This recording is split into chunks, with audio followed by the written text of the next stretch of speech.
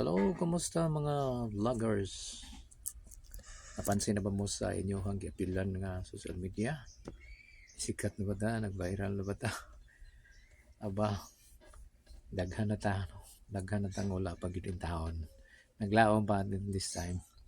Anyway, hindi ta mo lang guys, no? Ini atong pag-apil sa social media, marar po tag nag-apil og TikTok. No, nga that gyud ang chance nga makadaog ta diha sa luto. Millions ang combination sa numbers na.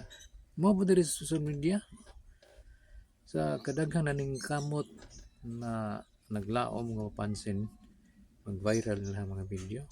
Millions pa nga to ang mga katapat. Mo na nga pasensya na yun na nagitay determination. Asa na di ay one of these days mapansin ta. Ikaw ako ba mapansin sa tuwag mga gipagbuhat diri. No? So, ang naka-advantage lang diri sa social media is ikaw mao'y aktor, ikaw mao'y actress. So, depende na sa imuhang pag-act, no? Depende sa imuhang pag-deliver sa imuhang mensahe. Kay dinhi good mura siya og trip-trip.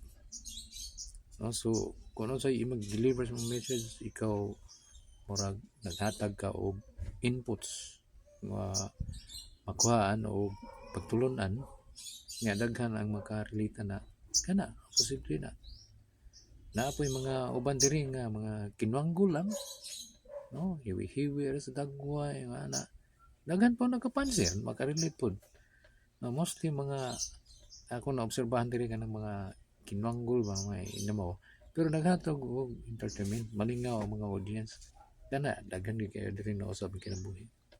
And lain pa dinhi walay kaning ni ang watignaw walay gwapa hinon advantage na ay gwapa ka o gwapo ka o sikat na kandaan pero dili na siya maoy kaning ni ang benchmark na mayon ka nga wa ko'y tsansa kay daghan diri na usab kinabuhi mga batignaw tawag sila ka batignaw sikat nun sila, no, ay uban diri nga tiguang na kayo pero natripan sa mga audience luoy sila.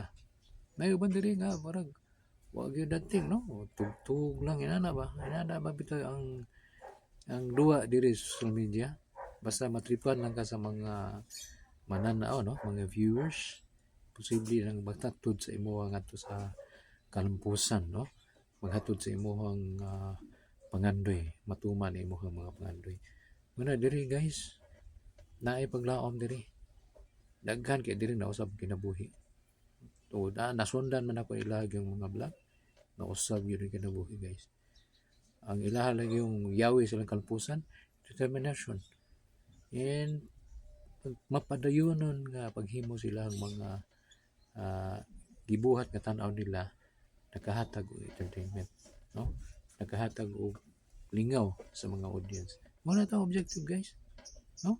So kung pa nila kung ikaw mo undang nalig ka mudaog kapag ikaw magpadayon chances are na kay